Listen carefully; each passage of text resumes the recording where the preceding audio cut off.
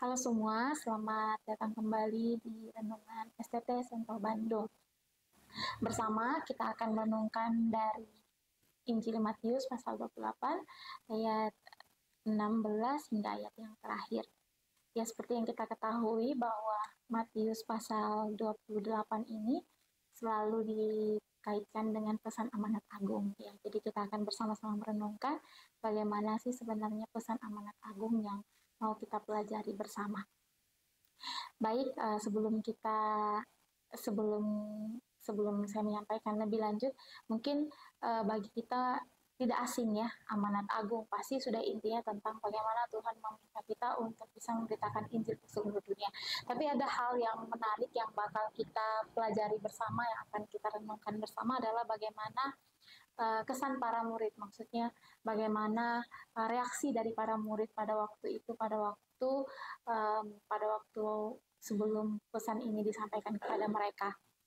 Nah, seperti yang kita tahu bahwa setelah Yesus mati dan Yesus bangkit, Yesus itu masih tinggal bersama dengan mereka selama 40 hari, ya, 40 hari di tengah-tengah para murid setelah kebangkitannya. Kalau kita lihat dari Kisah Para Rasul pasal 1 ayat yang ketiga.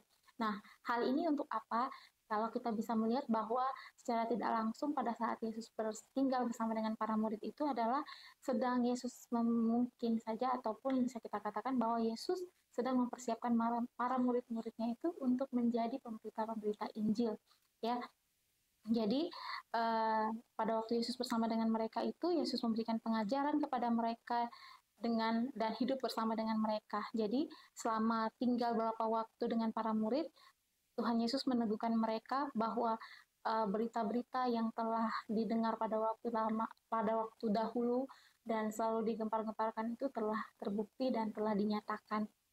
Dan terkait berita-berita yang mengatakan bahwa pada Yesus bangkit dan prajurit berusaha untuk menyembunyikan dan semua fakta-fakta yang bertolak belakang dengan apa yang sudah dijanjikan, dan Yesus memberi keyakinan kepada para murid pada waktu itu bahwa secara tidak langsung bahwa semua berita yang sudah beredar itu adalah tidak benar, ya.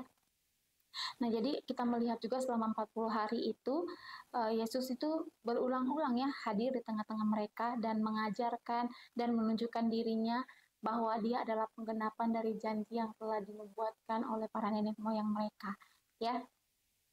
Nah, kemudian di sini juga pada saat Yesus bersama dengan mereka pada waktu 40 hari itu, Yesus juga secara tidak langsung ingin menyampaikan kepada mereka bahwa ini saatnya bagi mereka untuk bersaksi, untuk menyaksikan bagaimana mereka melihat Tuhan secara nyata, menyampaikan berita Injil itu kepada seluruh dunia, sampai ke ujung dunia, ya, sampai ke ujung dunia tanpa ada rasa takut, dan penyampaian yang mereka sampaikan itu harus berdasarkan pada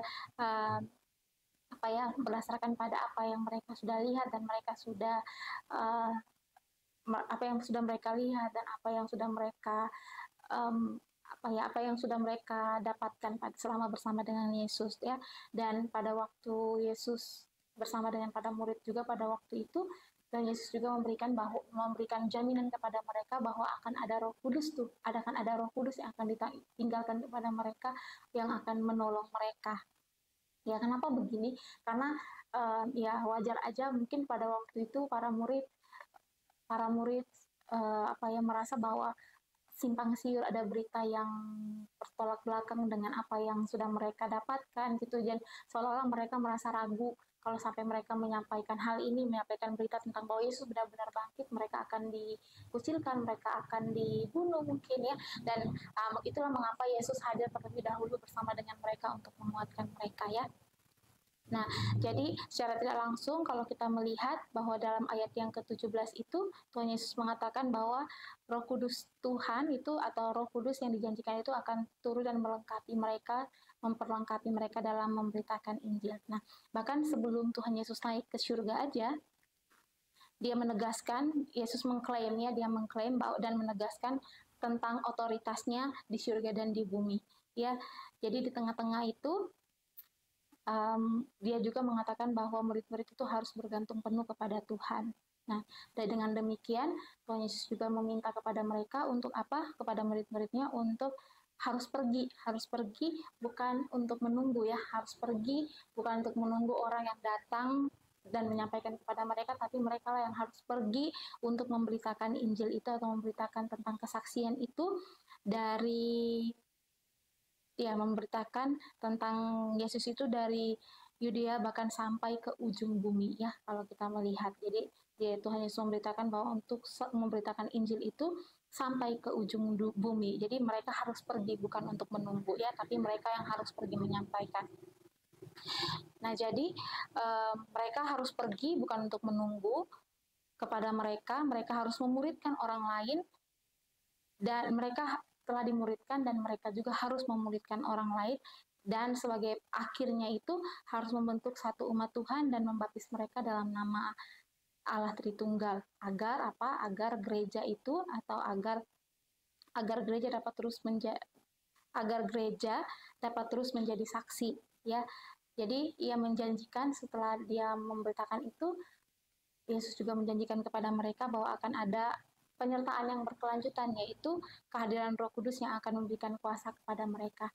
Jadi oleh itu, mungkin sampai hari ini kita juga kita juga orang-orang percaya adalah bagian dari proses pemuridan yang telah dilakukan oleh Yesus sendiri yang mengalir sepanjang masa ya daripada murid-murid Yesus pada waktu itu. Mungkin kita sampai sekarang kita sebagai orang Kristen mungkin kita adalah bagian daripada awal pada saat para murid itu memberitakan Injil Tuhan.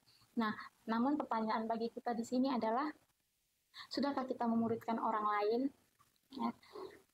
Sudahkah kita mengizinkan Injil itu diberitakan atau Injil itu terus dinyatakan dari generasi ke generasi. Kalau kita melihat bagaimana perjalanan para murid Yesus pada waktu itu, pada saat mereka awal mula mereka memberitakan Injil, pada waktu mereka menerima amanat agung ini, mereka ada keraguan, dan pada waktu itu Tuhan Yesus terus menyatakan dirinya selama 40 hari dia ada dalam dunia ini untuk memberi keyakinan kepada para murid, sehingga para murid itu berani dan tidak ragu lagi untuk memberitakan Injil.